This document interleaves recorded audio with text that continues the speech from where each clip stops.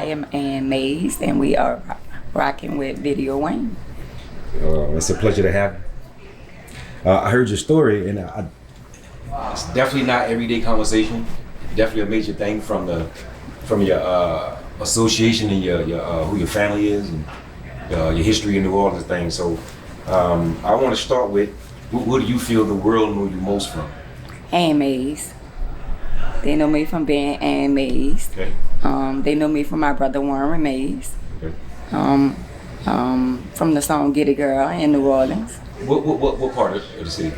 I was born and raised around the Iberville, around Bienville, around that way. My grandmother had a grocery store across from the Iberville project, and then in the Ninth Ward and the Desire Housing Project. Okay. Born Mays, that's your brother? That's my brother. That's like, we like twins. We 11 months apart. Wow. Like, my birthday is in July, his birthday is in August, so we be the same age for a whole, like a month. Okay. At what age did you guys start getting in the streets? Like, Probably like for me, I could say 14, 15. And the reason why I say 14 because I was touched at 14 years old. So. And what did that do to you? Well, it kind of like traumatized me in a lot of ways. So once I got touched, you know, I just felt like I'm gonna just do whatever I wanted to do at that time. Even though I still was going to school and I wound up getting pregnant at 15, but I wound up having a child at 16. I got pregnant at 15, had a child at 16. Did you tell anyone? Did you tell somebody? No, I didn't tell them about the 14, being touched at 14. Well, why not? You feel like they would have blamed you, or? Yeah, because my mom she tried to be like strict, and when I did tell her, in so many ways, she was like, "Oh well, you shouldn't have been where you was," or whatever like that, you know. So it was one of them things where you should have been home, because I was raised where when the lights come on, you're supposed to be inside, and I was sneaking outside. Did that make you feel that fault? Did you feel it was your fault? In a lot of ways, I feel like I should have, you know, like as a child, you'd be like, well, how she put it, like made me feel like you shouldn't have been there, or this and that. And my dad was a pimp, so you know, in a lot of ways, I saw a lot of women be mentally and physically abused by my dad. Wow, that is. What? But before it happened, what is because they say don't play with a child's innocence. Is that real? Was there a major difference before and after? Like, did you feel your innocence was taken? Like, yeah, I felt like my innocence was taken because I felt like I didn't know any better. Because any child that gets taken advantage of if they don't know no better, you know, I feel not. I don't feel like it was my fault because I didn't know no better. And once that was taken away from me, I mean, it was like, well, once you've been touched, now you've been experienced, now you're gonna start having relations with other people because you didn't experience it. What about taking care of yourself? Like, how was you making money? I was hustling, jacking, robbing. You know, older men always did like me from a little girl because they was like, oh, you're so fine and pretty. They watching me grow up, and once I got out there, once I got a taste of the life, everything that I felt that I wanted because I was accustomed to my mom giving us name brand clothes and all this. And once you raise a child a certain way and they, you know, you buy them the Gucci and the Louis and all this as a child. So as they get older and they stand it, they want it. And I want it and all means necessary. And no matter what it took for me to get it, I was. And you said hustling, like hustling drugs? No, like boosting and stuff? No, yeah, boosting. I used to steal as a young girl. It didn't have to, but I did. And like old man, he'll try to set up a date with me, and I'd be like, oh, we could get together, but instead of me, I'd make a promise to him, like I'm gonna sleep with him, and I'd take his money and leave. So I call that promise P. Okay. And you said robbing? That's still robbing. That's simple robbing. Well, you're only robbing somebody who's not supposed to be with a minor anyway. So fair exchange ain't no robbery. So you can't personal charges on me because you're really not supposed to be being with me anyway.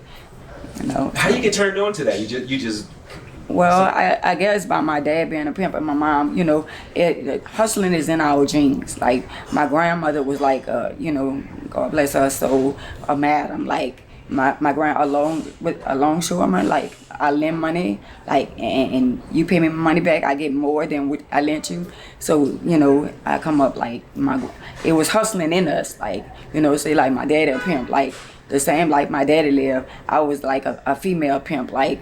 I started being around females, and the females I was around, I was teaching them the game, and we had the block, and I'm teaching them how to make money on the block and stuff like that, yeah.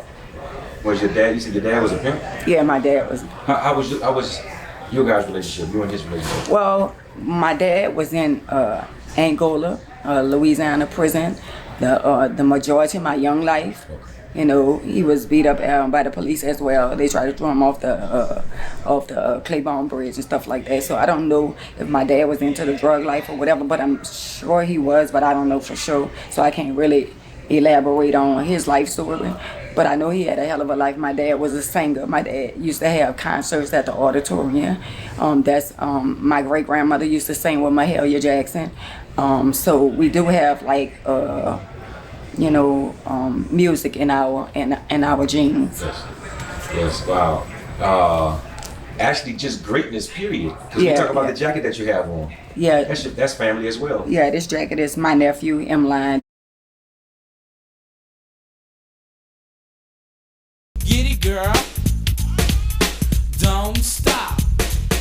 Say, get it, girl. Yeah, she put him in Scotland because he didn't want to listen. He was out there using drugs at a young age, and then he was hustling and doing the same thing, like my dad. He was very angry and mad at my mom. But he broke out a couple of times. He escaped, and they came back looking for him, and she had to turn him in, and he felt so bad. He was like, "Oh, you called them people on me and stuff like that," but she did it to better his life. When the Get a Girl song came out, how old was he about? When Get a Girl came out, I think Warren had to be in his 20s. Okay. How did that change your life? Was it a whole lot more attention? Well, I was so busy doing me, with the hustling. And when he came out with Get a Girl, I was traveling from coast to coast, from state to state. I hadn't got into a big major, like, transferring drugs back and forth from coast to coast. Okay. I don't know about that. But that was then. I was young. So. Right, of course. Yo, so what we was on the airplane? Mm-hmm. That's way before the security was like really crazy. Yeah, right? Yeah. But I used to, be so like pretty and stuff, and I put my clothes up and stuff like that. And the pilot be flirting with me and like, "Oh, you're so pretty" and all this shit kind of stuff. And just don't know. I'm that girl. How did you store it? Was it in your bags or was it on your body? Like it was me. It was me. And you would never know. I would have my shorts on and my shirt on and would never know. It was just by me. I mean, then, yeah. You talking about straight out of a movie. Yeah. What could you say how much it was? Like it was like kilos or was it? It was like two to three, the most. You ever got caught? Never. Never nervousness sit in? Or? Never.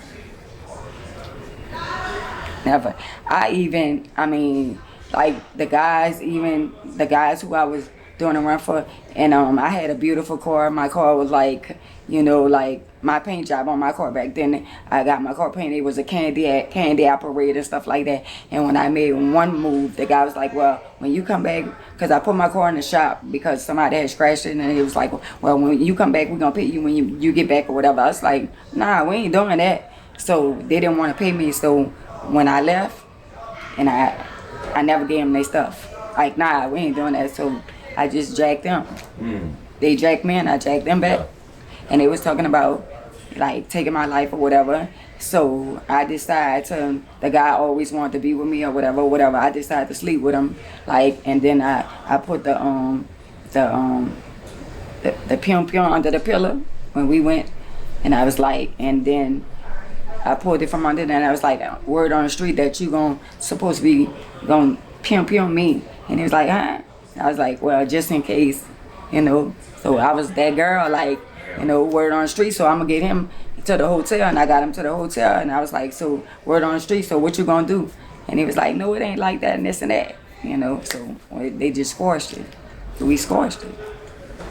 Damn. So if you end up with, say you end up with it, right? With the you ever sold them?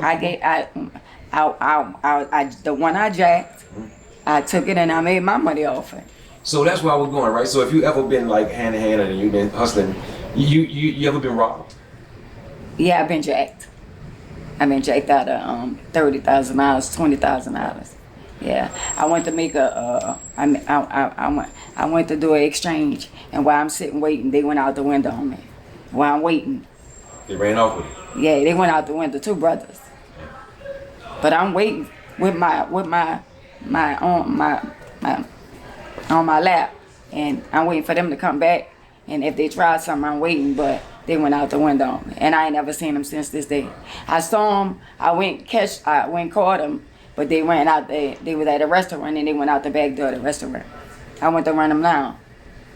What was the conclusion for you for that game? What made you say I don't want to mess with that no more? Well, did you get a different hustle or? No, I didn't change because I had to come up from what I lost. So I didn't change. I just went on to the next big time dope dealer. And with you being, you was able to get it from them, like just get it free, or you was able to get it at cheaper prices? Or? Well, I wasn't really getting it free. I was going to get it for them, and whatever I was making me, and the process of getting it for them, I was doing me too. So I've been a millionaire a couple of times, but I always was free-hearted. You know, whenever I make money, I do stuff for people. I give them clothes, money, jewelry, or whatever. Like the stuff that they wearing, Gucci, Louis, you know, Michael Chrome, MCM, and all that. I've been wearing that ever since I was like 16, 17 years old. You know, I've been wearing name brand ever since I was a little girl. Wow. I want to get into what happened to Warren, right? Did he die from natural causes, or was he shot? Well, Warren was shot. Warren was doing his music, and his music, he was about to blow up because he had signed a deal with Atlantic Records. And his baby mama is Mia X. Warren Mays has a baby with Mia X. Okay. So that's his baby's mother. So Mia X and him used to do music together. And I'm only going on what I heard Mia say. But Mia said she wrote Get It Girl. Now I have a rap for rocking girl's body. Yeah, you're so good, you scream lottie-dottie. It could be possibly because her and Warren was, it was together. So when he signed the deal with Atlantic Records, then he how he wound up getting caught up is baby Birdman friend, and Warren became partners. Birdman introduced Warren to his friend, which is a guy, a white guy in a wheelchair. So Warren been doing music for years, and the guy Shane, his name is Shane.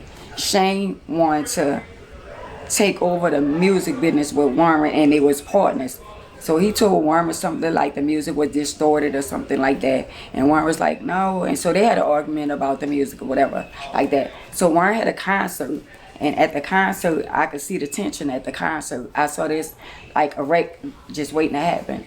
So I saw Shane, and I was like, if anything happened to my brother, I was like, I'm gonna do you something real bad. You know, just saying, but because I felt it in my spirit, you know. So he just looked at me and he was like, like give me a little smurf or whatever.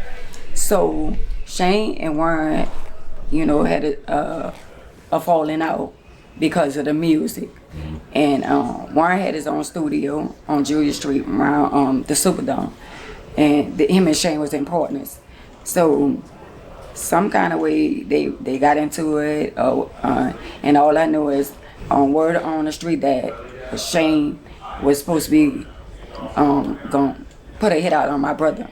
So we heard about it, but my brother was like, I'm not worrying about that or whatever, like that.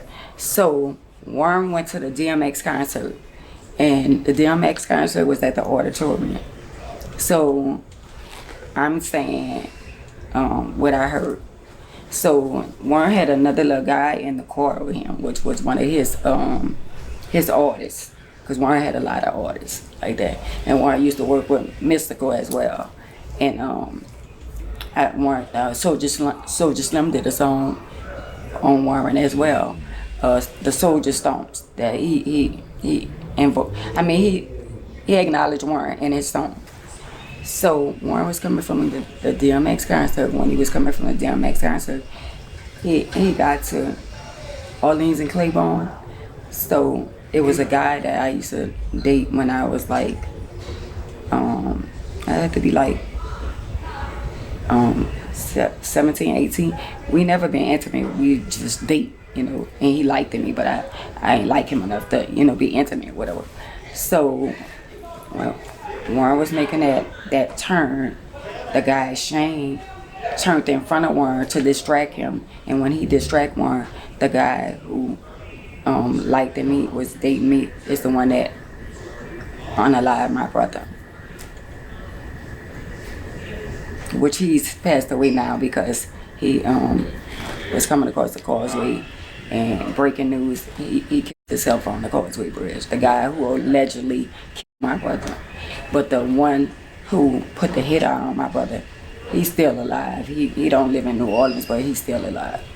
Did they ever close this case? Is it still a cold case? They just said that they didn't have enough evidence. Yeah, well, so it's like a cold case, but the guy who allegedly really put the hit out on my brother is still rolling around because he's in a wheelchair like me.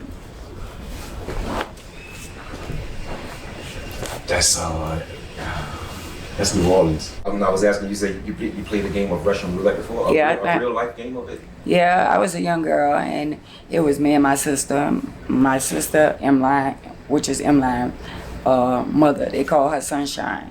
Okay. So we played Russian roulette. We were riding around in stolen cars, me and her and the boys and stuff like that, you know, where, you know, we outside or whatever. Because we can only be outside until the sun go down. So we riding around in stolen cars and stuff like that. So on Villery Street where I got shot at. So we go to this house on Villery Street. I got shot over here. Over here is where me, Sunshine, and the guy, his name, they call him Billy White Shoes. Billy White Shoes. So all us in the house, and he got a gun. So they got a black cat running around, just running around. So he said, y'all want to play Russian roulette? And I was like, Russian roulette? What is you talking about? He said, oh, you know, you take all the bullets out, you put one bullet in, you spin a barrel, and you put it to your head like that. And I was like, we ain't finna play no Russian roulette like that. And my sister was like, boy, we ain't finna play with no gun. We ain't finna play with no gun like that. And so he was like, I said, yeah, I'm gonna play it like that. And I was like, he said, no, you go first. And I was like, no, I ain't going first. You go first like that. And he was like, nah, you go first. I said, no, I ain't going first like that. And it was like, all right. So it was a black gun. He put the bullet in and he spent the barrel. And he spent the barrel and he closed it. And then he was like, nah, if I do this, yeah, he said, I'm doing this for you. Like, because he was in love with me, but you know what I'm saying? It was like my little boyfriend. He had a crush on me or whatever.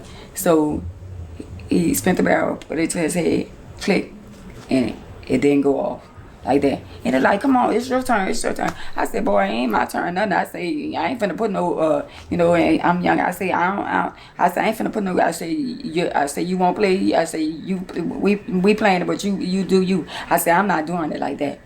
And so he did it again, click, and that was his last click. And it went off. It went off. And he just dropped and fell in my arm. And my sister, she's screaming and hollering and crying. And I'm holding him and blood just everywhere. The cat just running around. The black cat just running around. My sister just screaming and screaming. And the whole while my sister screaming, I'm just holding him. And he just, his eyes just closed and blood just all on me. And he passed away on me, like... He passed away on like, I'm holding him.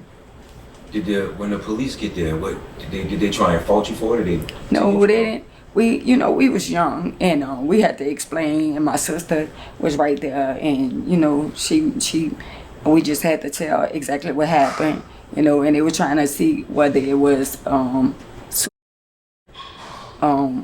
accidental, And my sister told him, oh, they was playing Russian roulette or whatever. She was young and we didn't know what Russian roulette was, but we was going along to get along, you know, trying to go along and have our, you know, enjoy ourselves and stuff like that. We caught up into something we don't even know. And my sister said, no, they was playing Russian roulette. She's like, they was playing Russian roulette. I wasn't playing, they was playing Russian roulette. And when they asked her, I was like, we was playing Russian roulette. And he said that it wasn't, you know, nobody wasn't supposed to die or whatever like that. And it was an accident.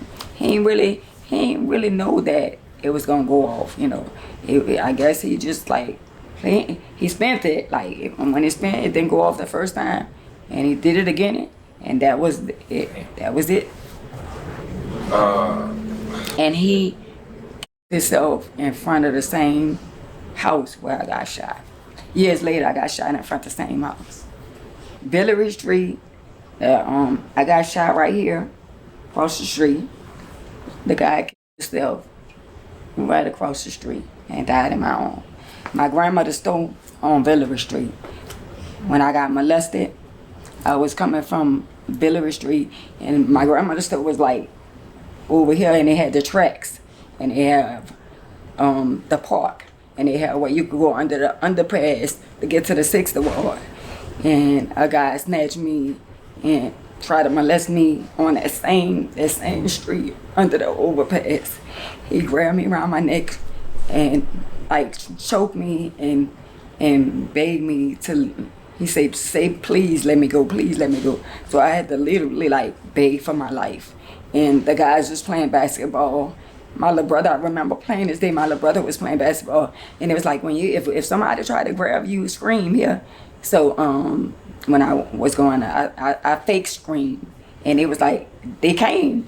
And I was like, oh, I'm just playing with you, I'm just playing about it.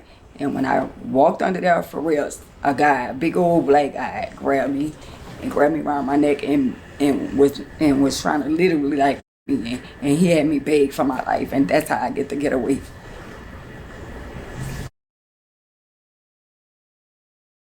So that's how I get to meet my first husband, through Mia.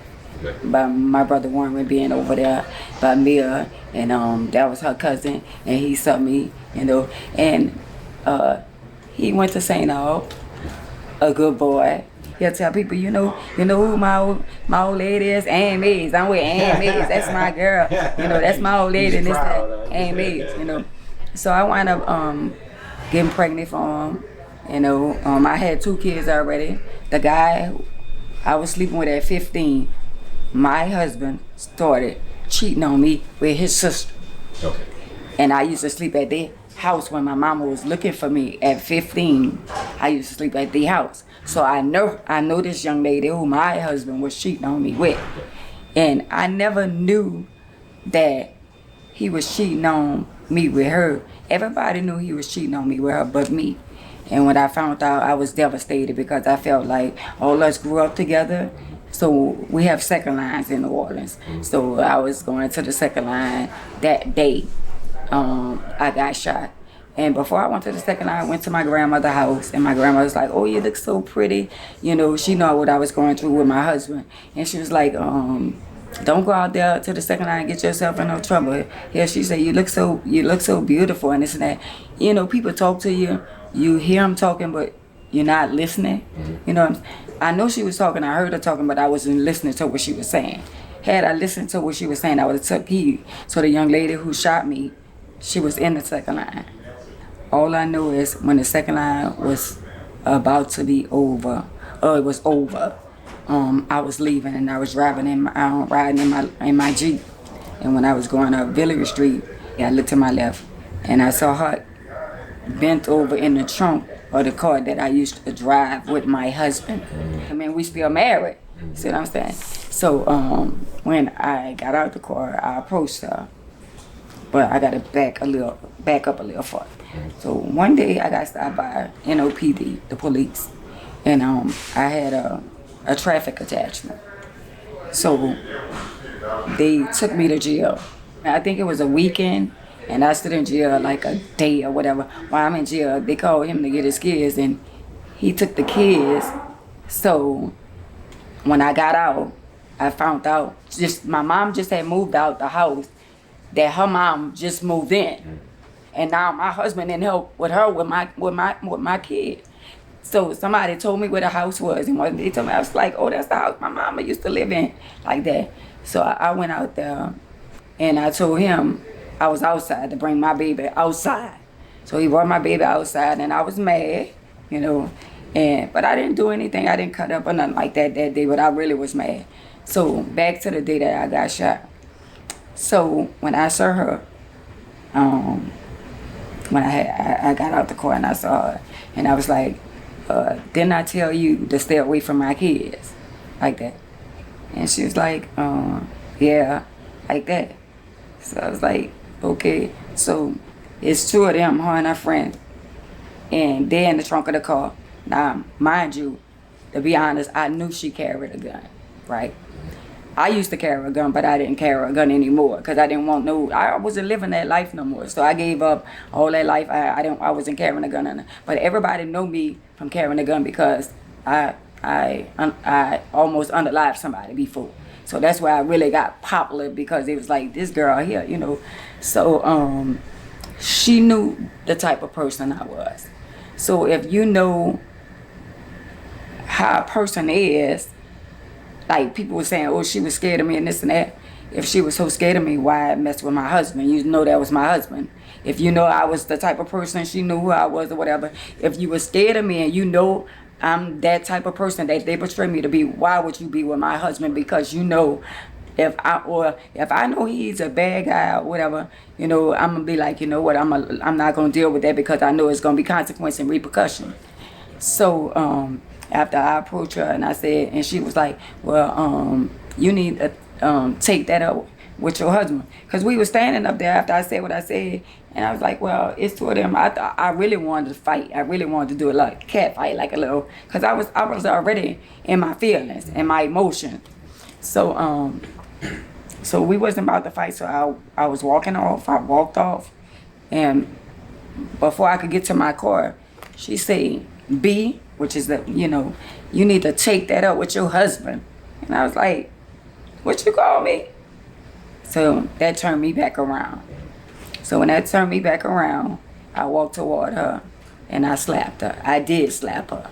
And when I slapped her, I thought we was going to do the little fighting thing. You know, it was two of them. I was by myself. I'm ready to fight both of them, you know. So, because me and my sister, you know, coming up as young girls in the project and stuff like that, we used to always fight, but we lived to see another day. So they was just standing up there. And I was like, well, we ain't about to fight. And I'm just standing up there. So I turned around and I was like, well, we ain't about to fight. Let me just walk away. So when I walked away, I mean, I must have was so many feet with her. And then she shot me in my back.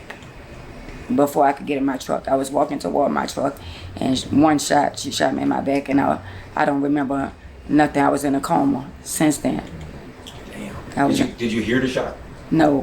You didn't even hear the shot? Mm-hmm. I was in a coma for a couple of weeks, I think almost like a month or something like that. And then when... So you remember going reaching for your car door and then waking up in the hospital? I didn't get a chance to get to the car door. The car was in the middle of the street.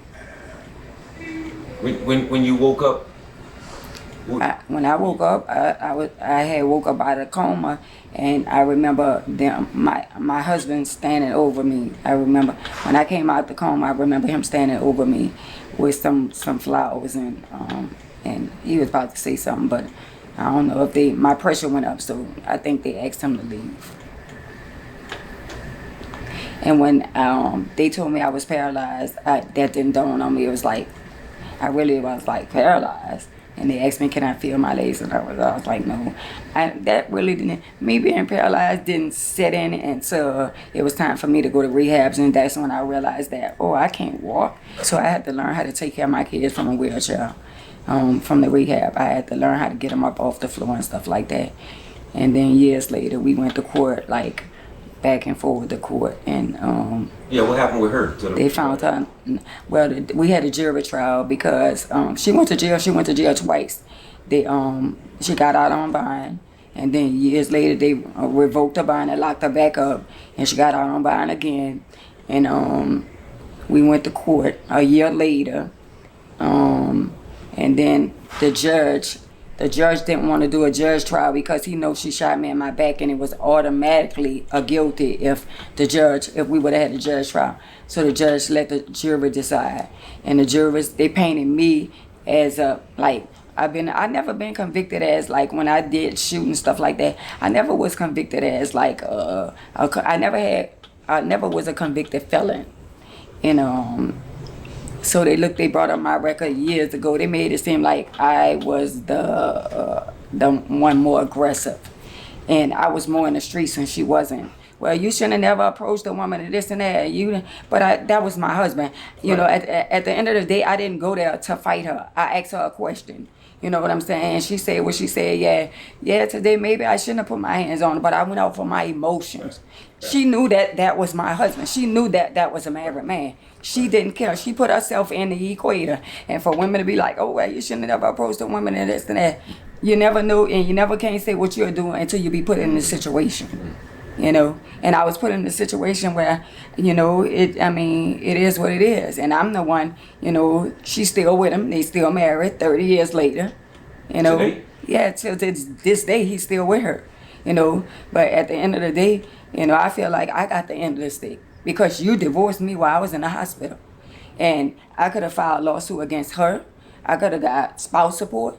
You know what I'm saying? I didn't know any of that. It was a lack of knowledge. I didn't know anything about that, you know. And she got off because the jury was like, oh, both of y'all look so innocent and this and that. So y'all didn't judge the fact that she shot a woman without a weapon. I didn't even have a knife. In the back. I didn't have anything.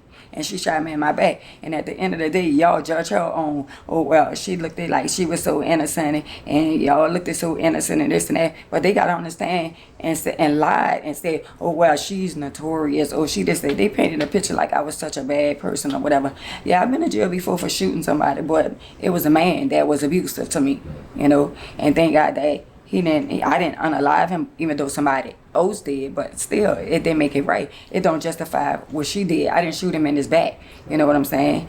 And we were like head on. I walked away and she shot me in my back. You know. How is you and his relationship today? Yeah. Well, right now today, because him and I forgive him. I forgive her as well, but we would have a better relationship if it wasn't for her. She played a hell of a part in our relationship with our kids because she insecure about me. And I think in her mind, as a woman, she have to think, well, if I would have never shot this woman, would he still be with me or would he be with me? Because he still was messing with me and her at the same time. Even though he was cheating on me with her, I still was messing with him. Because I felt like he still was my husband. And in my mind, like, I forgave him, and he was making me feel like we still had a chance. You know, even though he had her driving in the car, you know, I was like, well, that's a phase. That's something that women and men go through. But you still was telling me that I still want to be with you. We still married. You know, he didn't divorce me. He divorced me after she shot me. He didn't file for a divorce while he was cheating on me. He had ample opportunity to file for a divorce while he was sleeping with her. He didn't want a divorce then. But after she shot me, somebody said, well, he made a choice to be with her. Well, she did all of this, I might as well marry her.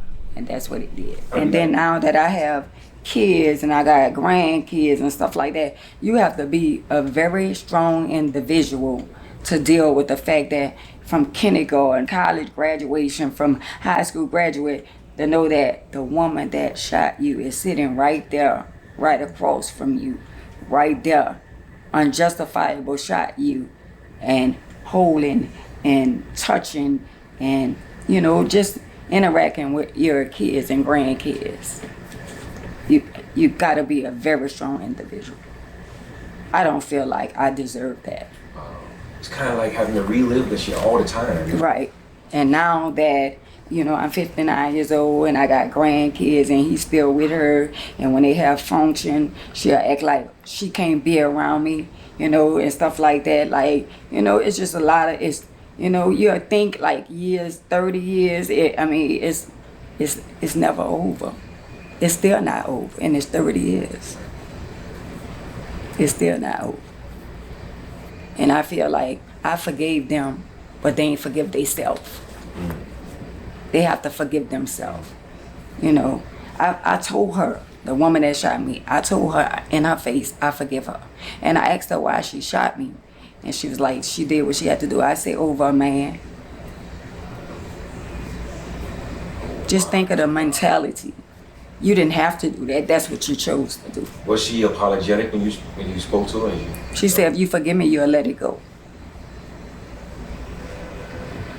Yeah, so it's still, yes. I mean, she's just a cold person. You know? Yeah, I don't know. I can't. Gotta be, just have a cold heart, or maybe she did. I don't know. And then, I mean, you know, no remorse. I'm not sure she have to deal with it too. She have to live with it too. Every day. You know, so I live with it every day of my life, and they got to live with it. And if she never apologized, that's. They got it. And I don't know, allegedly, she told somebody she'll never say she's sorry. If you never say you sorry, that's between you and God. I still forgive you and him. Y'all have to live. What a lot of people have to realize is that, and when you marry somebody, it's for better, for worse, sickness and health. And adultery is a sin. And people don't want to accept the fact that it's not my words, it's in the book. It's in King James, it's in the Bible. You know what I'm saying? He married me for better or for worse.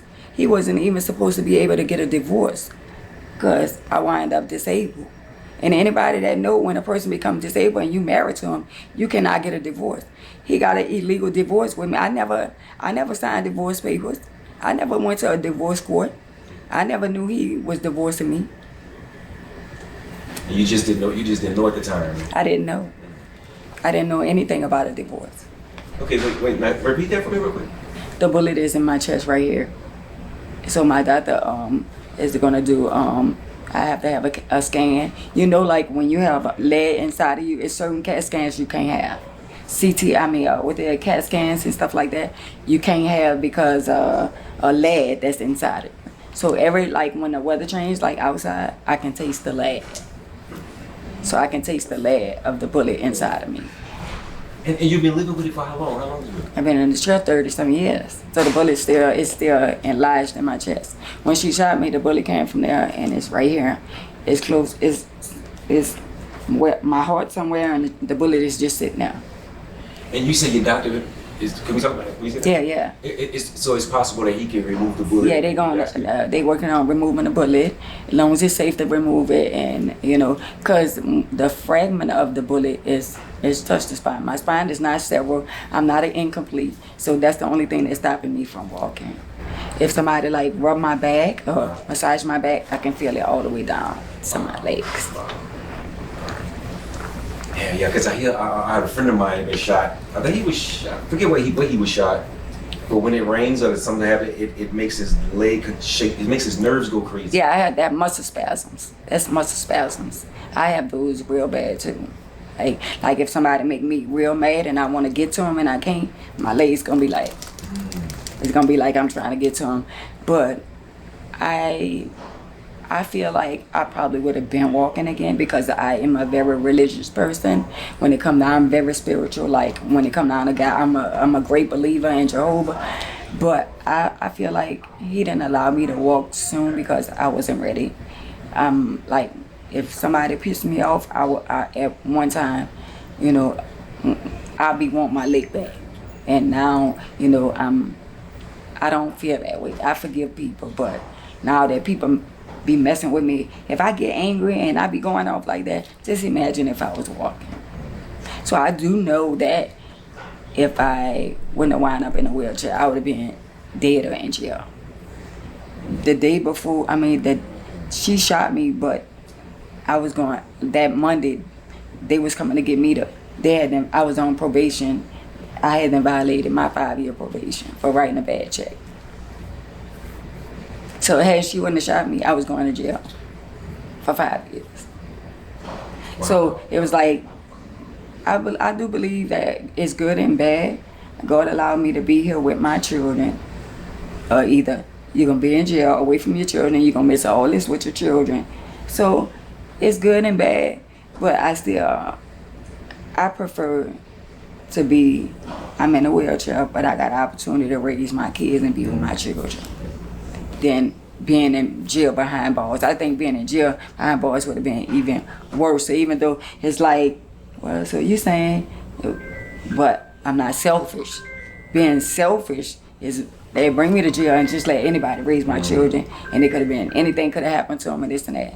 So that didn't happen. So you was in the jail while you was in jail?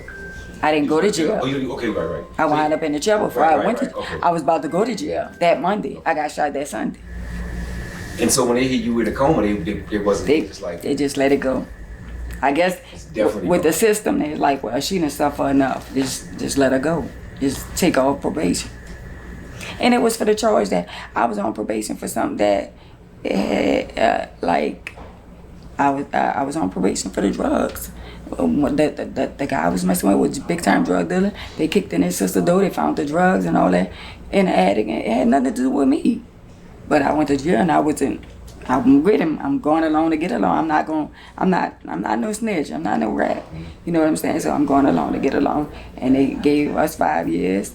And when they gave us 5 years, the girl was on probation who was in the house. I was on probation. And I didn't know writing a bad check over $100 was a violation. It was a felon. Anything over 100 was a felon. Now they going up to 1,000. Now anything over 1,000 is a felon now. But back then, $100, it was a felony. Miss Ann is going through enough. Miss Ann is already in that wheelchair with HIV. Like, I can't make her life no more miserable than it is. So I'm not gonna even give Miss Ann nothing else. Like, Miss Ann is already dealing with life. And the life that she's dealing with, I don't wish that on my worst enemy. Well, the situation with me and Bodied by Brooke, I really don't know Bodied by Brooke. I know Donna. Donna and my sister are best friends, and Donna like friends of the, family, a family friend. So Brooke, her name is Tamika. All right, she's from Valley, right? So I am a motivational speaker, right? I used to speak at alternative schools. I spoke at a school in Atlanta, Georgia, Westgate. I spoke to the youth, about drugs and violence and stuff like that. So I took it up on myself. I saw something, Brooke was going through something with her baby daddy, and she was saying that she didn't want her baby around her dad and stuff like that. So I took it up on myself, and social media, when you put your business on social media, everybody's entitled to their opinion. Like that, whether you like it or not, they're entitled to theirs. Once you put your business out there, everybody entitled to their own opinion. So I spoke on something that had something to do with her baby and daddy, and she didn't like it. You know what? She probably missed court when she was running around with BG, you know what I'm saying? And wasn't worrying about it. Wasn't worrying about going to court because she was so caught up into him. Got to be more careful. Oh, wow. I wish it didn't happen on little man's birthday. So she came at me and she went to cussing me out and stuff like that. So when she went to cussing me out and I went to cussing, going back and forth, we went to going back and forth like that. Miss Ann she's still dealing with God for what she do, because she know not what she do, so forgive her, Lord. But I'd rather be in jail than be in Miss Ann's position. So, Lord forgive her for what she do, because she know not what she do. That's how I get involved with Brooke. I don't really know her, but at the end of the day, the disrespect, her cussing me out and stuff like that. She told my son and his girlfriend that she was sorry for disrespecting them because she really lied. I never really talked to Brooke, but a few seconds, it was me, her, and another young lady that she in partnership with. All three of us was on the phone, and we was talking about doing something, and I was talking about doing something for the young girls and all us, and we was talking about Viney, talking about the HIV and stuff like that. And we were supposed to all get together and do an interview, speak on, positive stuff, about stuff that's going on with women and HIV and disease and stuff like that. And it turned out to be a whole pot of mess with Brooke and the other young lady and stuff like that. And I didn't go in there, try to talk to her for the mess and confusion. She made it that way, and she's still making it that way. And I don't know her like that. I don't really know her. I know her now, and I know a lot of things about her now through other people, and that's Miss Donna. That's her ex-daughter-in-law. So So you guys are still at odds right now? Yeah, we still like going back and forth on some stuff because she get on the internet and lie and tell people, you know, about I'm full blown AIDS and all that kind of stuff, which is a lie. And she get mad. A lot of people get mad with me when I repost stuff that other people didn't post already. See what I'm saying? So they go along to get along. Or I'm gonna take Brooke's side. You know, like I posted, she went to jail recently, and I posted. Everybody else was posting it, so I reposted it, and I had people coming at me like, "Oh, you shouldn't be praying on somebody down for." All I said was, you got to be more careful. I said, got to be more careful. I said, right string, wrong yo-yo. I started saying right string, wrong yo-yo on the internet. Now everybody taking it and run with it. And then I started, I be saying, got to be more careful. So I post a Brooke picture and her going to jail. And I said, got to be more careful. And I was saying it in a positive way because I know I've been to jail. They don't play so much, they whipped my ass and brought me to jail without a wheelchair. Got to be more careful. They brought me to jail without a wheelchair. They said, wheelchair not, you going. Yeah, well, she gonna be in there for quite some time because Monday is a holiday. And I also said that stuff that we do in life, it catches up with us. Everything I did in my life, it caught up with me. You know, if it was wrong, I paid for it. If it was right, I paid for it. You reap what you sow in life. And people take that, we have the younger generation that's out there now. Like, you can probably, you know, talk to them, but they see life totally different. They feel like wrong is right and right is wrong. They feel like, oh, we gonna go with the trend. You know, she old and this and that. Yeah, I'm 59 years old and I'm still here. And I'm only talking to y'all so y'all don't make the same mistakes that I made. That's all. It's just the way a person took it, right? Just the way you Right. They take stuff and like, I didn't know anything about Brooke going to jail. I usually play my music every Friday and Saturday, and on a Sunday I play my spiritual music. So this particular Friday, I got up and I was like, let me go tell my fans that I'm playing my music or whatever. So while I'm on social media, everybody got, you know, you heard Brooke was in jail and Brooke this and this. I was like, what are y'all talking about? So I never knew anything about, and in my spirit, I was like, oh, they coming over here for the mess. And so when they was talking about it, I just fed into it, and I say maybe she wouldn't have went to jail if she would have went to court if she would have been running behind BG. That's what I said. And BG and I, we never really had no falling out or nothing like that. But I just felt like because BG were in line, you know, and BG ain't never really did me nothing. But when OG Murder started coming on and talking about, you know, BG or whatever, I still had nothing to do with that. But I felt like by BG messing with Brooke, when she started disrespecting me, I felt like I took up for him and his mom, and I felt like he should have took up for me.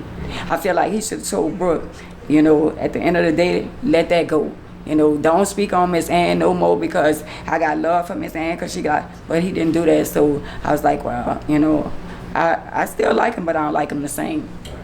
You know, because I feel like he should have shut that down because I spoke up for his mom. And I didn't like the fact that, you know, OG Murder, you know, he took up, you know, for me, what Miss Donna took up for me. How Miss Donna get involved is Miss Donna came and took up for Mike and took up for me, you know. And when I was on Too Much Tea, I see that OG Murder had posted me, and I was all over, you know, social media and stuff like that. You know, that's how I got involved with OG Murder. Before we continue, I need you to hit that like and subscribe button. Also, I need you to go over to I Am Ann Mays and subscribe to her channel for more videos like this. Or you could just hit the link in the description. Let's continue. HIV. You want to talk about the HIV and Katt Williams. Right. So, and then I wanted to approach it from, okay, how did you contract it? My third husband. So when I was a young girl, I went to school in the Desire Project. My mama used to go to work. My mama used to go to Molars for help, going to school and going to work at Tulane Medical Center. I used to be sneaking outside, sneaking in the hallway, and they had this guy. We used to be in the hallway and stuff like that. He was my first boyfriend as a little girl, first boyfriend. Well, that's my boyfriend, kindergarten and all that kind of stuff. So he wound up going to jail. He wound up being in jail for like 20-something years, like 27 years, something like that. So one day I was at the mall and I saw his mom. And I remember because she was a school teacher. And when I saw her, I said, hey, miss, you know, I'm not going to say her name. So I said, hey, miss, and I said, how your son? And she said, oh, he all right. And she told me the story about him being incarcerated. And she said, I said, well, give him, you know, if you ever talk to him, tell him I say hi. And I said, just give him my number, tell him call me. So I gave her the number, and he wound up calling from jail. And I was single then, and I wound up going to see him in jail, and I started going to see him back to back. And when he got out, we wound up getting married when he came home, and he didn't tell me he was HIV positive at that time. And then when he told me, I think, let me go back. I think he told me, because I want to get it right, he told me before we got married. Yeah, he told me before we got married. But not before you guys were intimate. No. So once he told me, when he did tell me, I still, once he told me we hadn't already been intimate, so I still accept the fact that once I found out, when he told me, I decided to be with him once I found out I had it. When I found out I had it, I was like, we might as well be together now. You know what I'm saying? But I got checked like two or three times before I was positive. Because when I got checked, she was like, no, you don't have. What made me get checked is he was sleeping around. And he was sleeping around, and he wound up getting burnt or something like that. And when we went to the doctor was like, can she be in the room? And he was like, yeah, she could be in here or whatever. And she told him that he had got herpes or something like that. Or something. I know he had got a disease like that. And when she told him he had herpes, I was like, and to be honest, I never had a disease. I never had a disease like a venereal disease in my life. So I was like, so what is all that? And she said, it's all right to talk in front of her. And she said, it's a blood disease, is it? And I looked, and I said, so. And she said, well, I need to check you, like that. And I was like, okay. So at this point, he already got HIV. He already have HIV. But he looked good, fine, nice looking and everything. You can't even tell. So she did a blood thing this time, because she only did the other way you check, and you can find out if a person really positive through their blood. So they draw the blood and stuff like that, and you have to wait and for the test results come back and all that kind of stuff there. So when we went back, that's when I went back, because we went back like in a week. And she told me I was positive in front of him. And once she told me I was positive in front of him, I gave him the look. I was already mad when she told me that he had the other disease or whatever. So I still had chose to be with him or whatever. But as he started messing around with other females, I chose like, nah, enough is enough. I'm about to put this out there, because if it was just us, it would have been us against the world. Once you decide to go outside and start messing with other people and they don't know nothing about it, I'ma expose you. So once I saw with other different females, I call the females, I would tell them, and it's like, oh, you just mad and this and that, and you just mad that he don't want you and all that. That's why you. I said, okay, I'm just mad. So I put it out there, and that's what made me leave him alone. And now he started messing with drugs.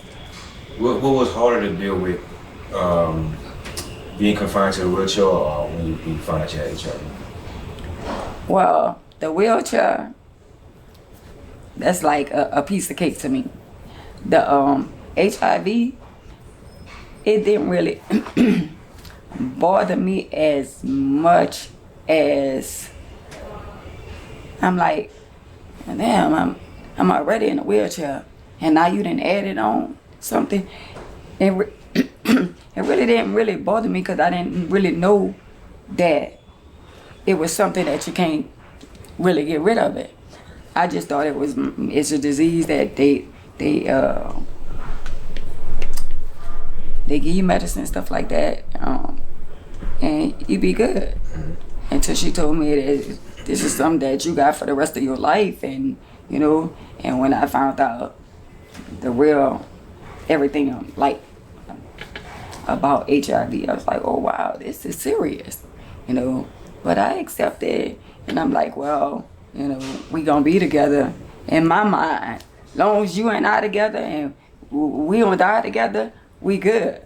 But what really, really hit the hardest is that when he chose to go out there and be with somebody else, now I gotta be stuck with this and fight it on your own. And fight it on my own.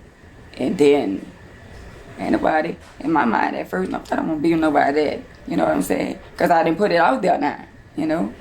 But I'm good now, whether I be with somebody or not, you know? And it's not like just for, as I wasn't going to touch up on it, but just for educate people real quick, having the AIDS virus and having HIV is two totally different things. And I hate everybody, like, you know, people that's not educated, or they got the AIDS and this and that. Right. You know, I had an argument with somebody on social media, and she was like, oh, she full-blown AIDS. Never been. I am very undetectable. I was taking the medicine. I was taking like 2 pills a day. Now I'm down to the shots. I take the shot once a month, and now I'm gonna be taking the shot every 2 months. That's because my T cells are where they're supposed to be. My viral loads are where they're supposed to be. I take care of myself, you know, and I cannot pass HIV on to nobody else because I take care of myself. When I go live, I be talking about everybody. They talk about me in the wheelchair.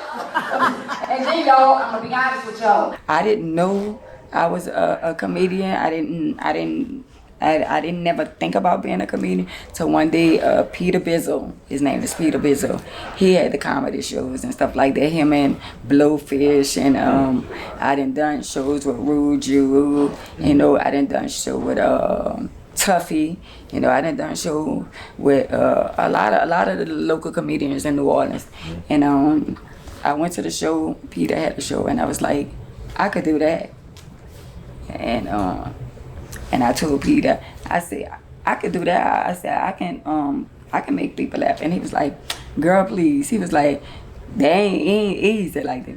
I said, I can do that, like that.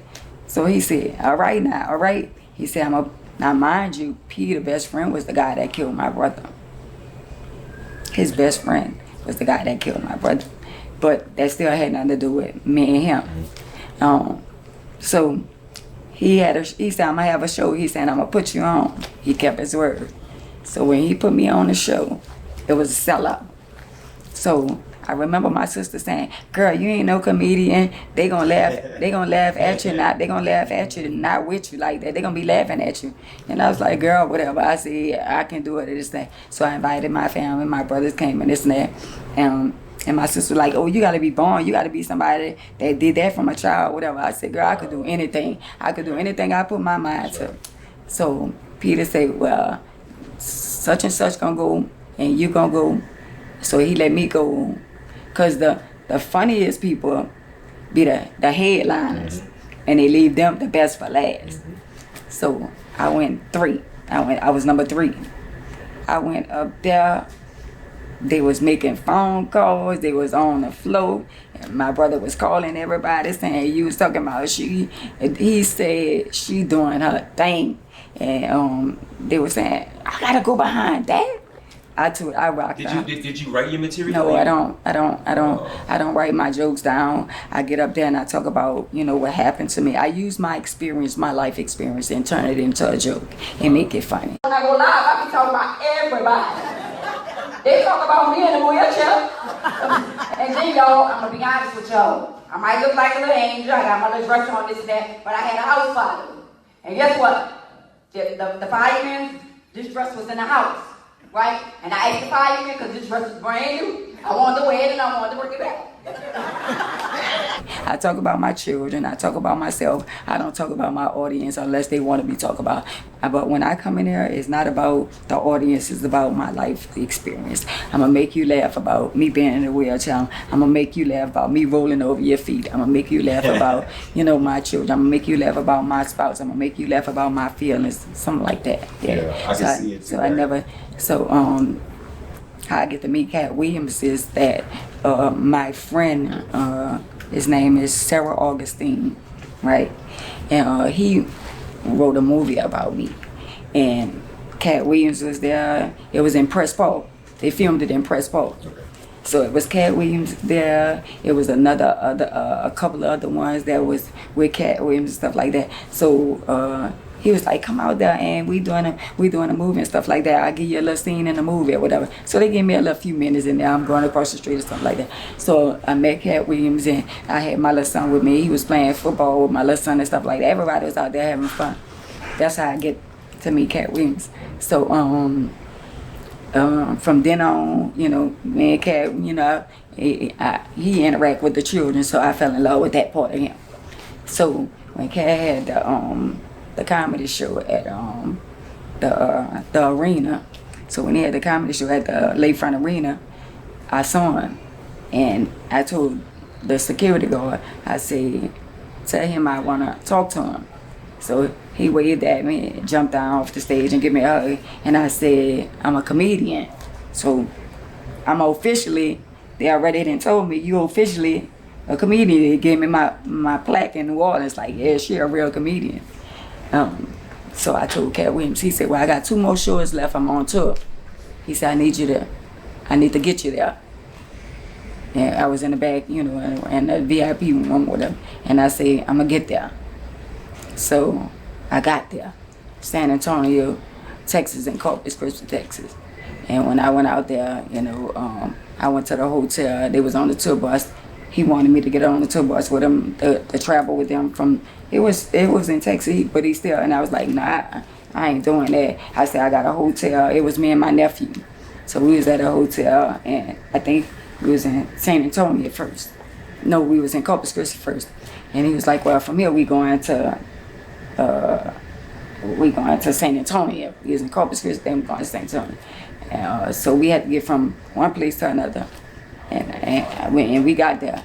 And the first show I did, Katt Williams didn't get there.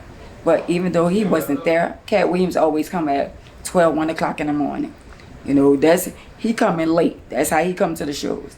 So I even though he come that late, he still could see all his people. He could see them on the screen. Okay. Even if he not there, he still could see everything that we do on stage.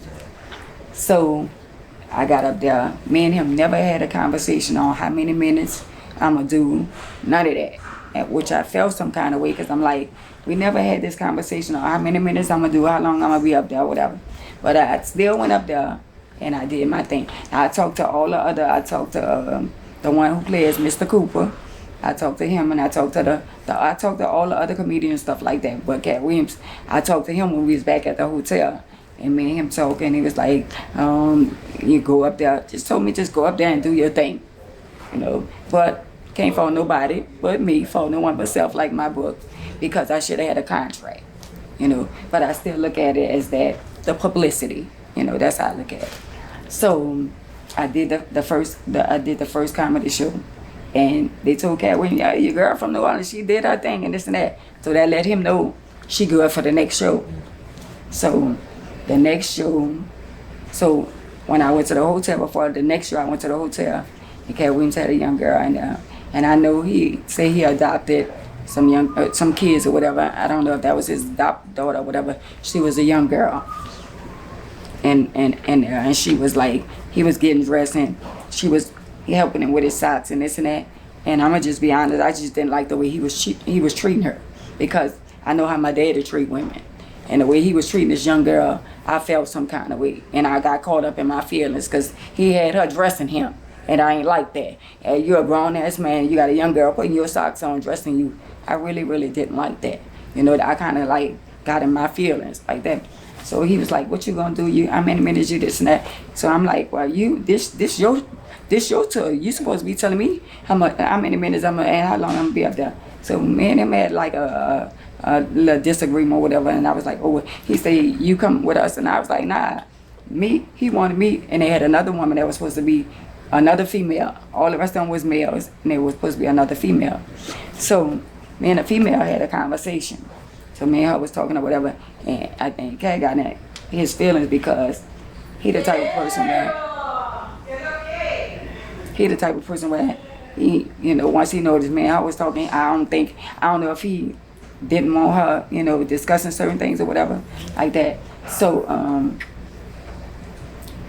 he wanted me to go with them looking like and I'm professional, like I'm that girl, I'm on a big old platform. I'm not going on stage no any kind of way. So we had a disagreement about that. So he was like, well, I made so many millions, 4 million or whatever. And if you don't get there in 5 minutes, you're not. And I was like, oh, well, whatever, like that. So he was being very, like, aggressive, how he was talking and all that kind of stuff. You know what I'm saying? First of all, I came way out here. I spent my own money. I flew out there. I paid for my own hotel and all that. And you being aggressive and talking to me any kind of way like that. So he was like, all right, well, I'll see you, like that. So it was me and my nephew. And when we got there, they was in their little VIP, whatever. So my nephew is the type where he with me, but he ain't talking. Like, this like a bodyguard. Like, I'm with her, but I ain't got nothing to say to nobody. And I don't know if they felt some kind of way or whatever. So they said, you could come in the back, but he can't come. And I was like, but he with me. They said, no, he can't come in the back, but you could come in the back, like that. So they was in the back doing it, whatever they do or whatever like that. And it was like, and I was like, man, ain't nobody worrying about what y'all doing like that, because that's me. Ain't nobody worrying about what y'all doing. So we took pictures in the back and stuff like that. That's why they don't have a picture with my nephew like that. So I went on stage. I think I was like the second one. I got up there, I did my thing and stuff like that, and everybody was like, I did it for New Orleans. I told them I was from New Orleans. Everybody's like, oh yeah, they was like, rooting for me and stuff like that. And when I came down, and people was like, yeah, like, rooting for me and stuff like that. So when I got down, they had to help me down and stuff like that. So they told, okay, yeah, your girl did her thing and this and that again. They wasn't disappointed. So when I talked to Katt, he said, oh yeah, he said the second show was better than the first show or whatever, but I still was good either way the cut go. He said, but you ripped it. In other words, if he had to judge the second, I tore up the second time. The first time we didn't have no conversation, so I'm going out there head first or whatever, you know what I'm saying? The second time I just went off, I just did my thing, So when the show was over, whatever, he called everybody to the stage. Everybody went to the stage. I'm still down there. He said, all my comedians that perform tonight come to the stage. They left me down there. You think somebody would have said, hold up. Your security guards got me up there when I got on stage. So all y'all took a picture and you left me down there. So I felt some kind of way to this day. And I feel like my relationship with him was better when I didn't do shows with him, because I got to see who he really is.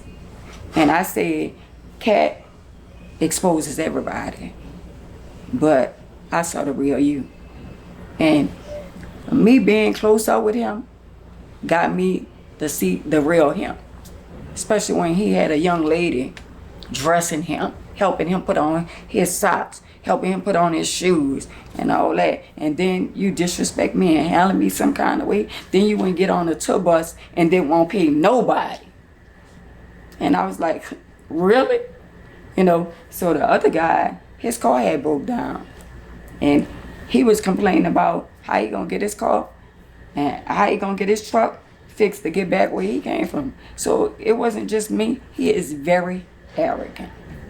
And the way he treat me, my relationship with him would never be the same. He come to New Orleans, and I think if I open up for you in Texas, not open up for you, but if you put me on your show in Texas, when you come to New Orleans, why not shout out?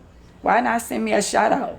Why not say, oh, well, I'm just sending a shout out to my girl from New Orleans, who did 2 shows with me or whatever like that, The proof is in the pudding. I got the pictures that I was with you. You can't deny it.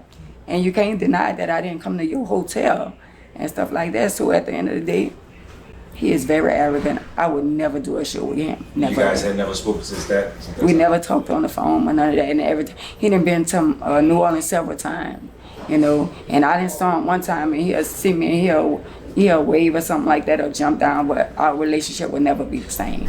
Yeah. Man, yo, definitely. Did you write the book? Did the book come out already? No, the book be out December, early January. What's the name of it? Fault no one but self. Like fault nobody but you. And the reason I titled my book Fault No One But Self, because a lot of things I fault myself. The abuse with my first husband, I fault me because he was abusive to me, you know, in a lot of ways, mentally and physically. But the one time he was physically abusive to me, I hit him first because I am very aggressive. I saw abusiveness, like in, you know, my mom with marriage and stuff like that. My mom been married to my daddy like, you know, 50 some years. So I didn't saw the mental abuse and stuff like that. So, you know, some women think it's okay, you know, like, you know, so I still wanted my marriage to work or whatever. So the reason I fault no one but self in my book is because I felt like, you know, I fault me in a lot of ways. I fault me from being in a lot of ways. You would fault you more than circumstances, more than conditions, and I fault me, but now that I'm older, it's like a lot of people. It's like if you get a baby, some people expect babies to know this. How can they know this if they never was taught this? See what I'm saying? So me as a young girl, how can I know that this is right if nobody never taught me that this is wrong, this is right? So if I never was taught wrong from right, you know, so some things I can't fault me, and some things I can't because I don't know. You know, it's a lack of knowledge. If you never taught me, how can I know? That's why I love the song that say, everybody died, but not everybody lived. Because a lot of people gonna leave this earth not knowing what it's like to go out the country, not knowing what it's like to travel, not knowing what it's like to do this and do that. I know what it's like to travel, but do I know what it's like to really be love for me? Love for me. Coming up, I feel like the guys that want to love me for me, that wasn't the ones I embraced. I embraced what I was taught. Money, drugs, sex. And I'm not saying I was taught sex, I saw sex. See what I'm saying? So if you see things as a little child, you know, like some people say, well, I didn't raise you like that. No, you didn't raise me like that, but I saw it from somewhere. Maybe I saw it at a friend house. Maybe I saw it at a mama house. Maybe I saw it at a daddy house. Maybe I saw it at a cousin house. You know what I'm saying? Like, that's why I always say that if you have kids, you got to watch the places where you allow them to go. Because just because you don't allow it in your house, don't mean that somebody else not going to allow it in their house. You know what I'm saying? So they got a lot of children running around. I can't say, oh, that's their fault. You know, nobody never taught them. I have OCD. I'm a very, very clean woman. And I'm a very, very clean person. So I expect certain things out of certain men. But if they wasn't taught that way, you know, like I like a man that smell good, I like a man that look good, I like a man that carry himself, but I do have boundaries and certain things I will accept because I can't expect you to be a certain way if you never was taught. See what I'm saying? But they got some men that they was raised by single parent, or I raised my boys. You know what I'm saying? And they're gentlemen. You know what I'm saying? So everybody, just because, like they say, a woman can't raise a man, that's not true. Because I raised some boys, you know? And at the end of the day, I raised boys that, like, my younger boy had an older brother. So he had to watch him go to the bathroom. And I had to teach him how to go to the bathroom. See what I'm saying? Oh, show your brother how to go to the bathroom. Teach your brother how to go to the bathroom. You know? So when they say a woman can't raise a man, a woman can raise a man in a lot of ways. Certain things she can't teach him how to do on hand, but she could tell him that when you go to that bathroom, you raise that seat up, and this how you use the bathroom, and you wipe around the toilet and all that kind of stuff there. So we can teach him, you know what I'm saying? And I did a good job with raising my children as a single parent, you know. But I want somebody to love me for me. you know. And me being in a wheelchair, you know, it's different now. I never thought that I'll be 59 and not be in a relationship as married, because I'm the type of person, I'm a family-oriented person. I like to do family stuff, you know, the beautiful house. I bought my first house, I was 28 years old after I got shot. But I'm going to say this, immaterial things don't make you happy. You can have a house without a home. So I had the house, I had the cars, I had the money, but I ain't had no joy, no peace, and no happiness. And that speaks volume. So I had all this, but I'm in a wheelchair. I got closer to God. My children know God. I brought them to church, you know, and I thought all the church people was the so-called good people when I realized this is a hospital with a bunch of sick people with wounds that need to be healed. Church. I've been deceived by the people, church people, that I thought was the ones supposed to be there to ride with me.